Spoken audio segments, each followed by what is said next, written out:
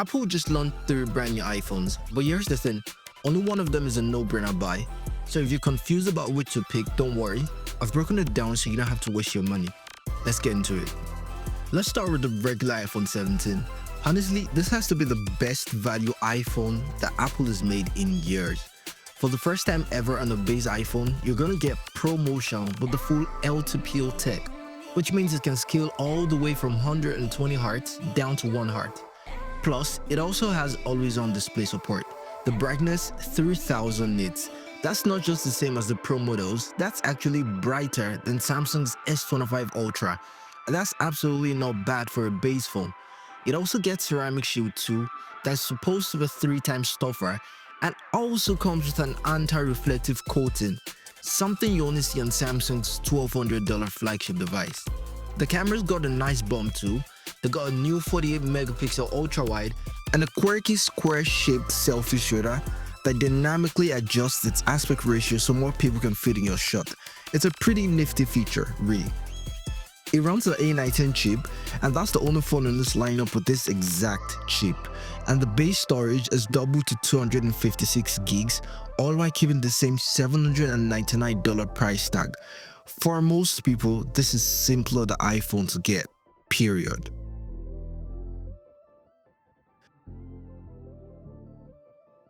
Now onto the Pro.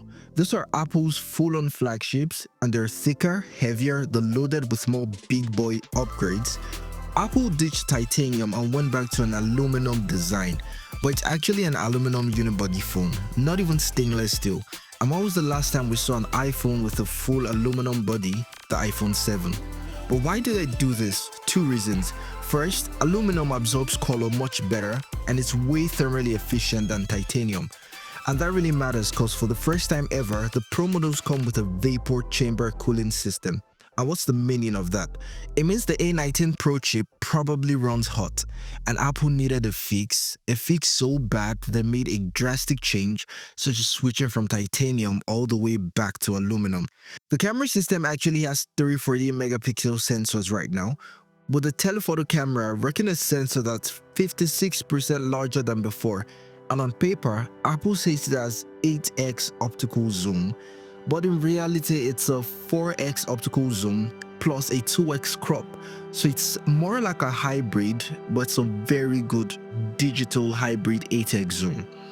Specs wise, these are absolute monster phones.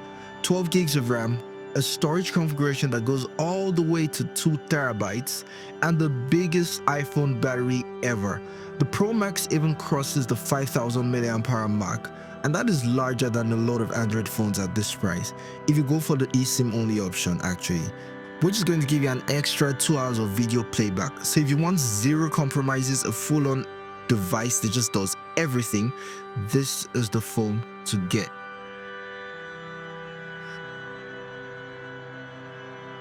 Finally, the brand new, all new iPhone Air. Not the iPhone 17 Air, the iPhone Air.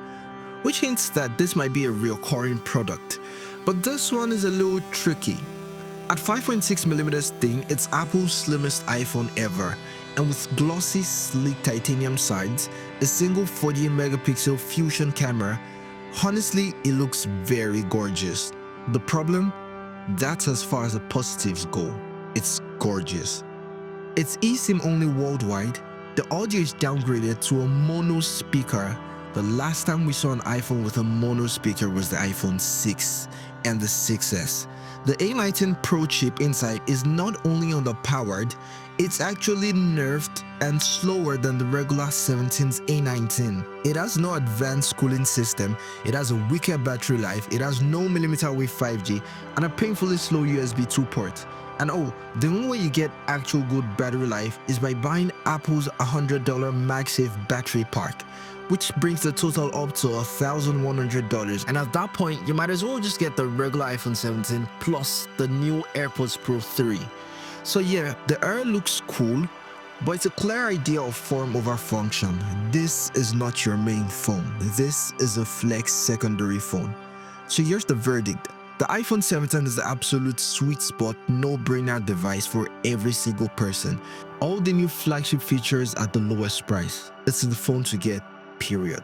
The 17 Pro is for power users who want no restrictions, all the new bells and whistles, all the new tech, all the flashy colors, everything. The iPhone Air, well, that's for people who already have a main phone and just want something thin and flashy on the side. Anyways, which would you pick? Drop a comment, I'll be replying to as many as I can. Thanks for watching, hit like if this helped, subscribe for more, and I'll catch you in the next video.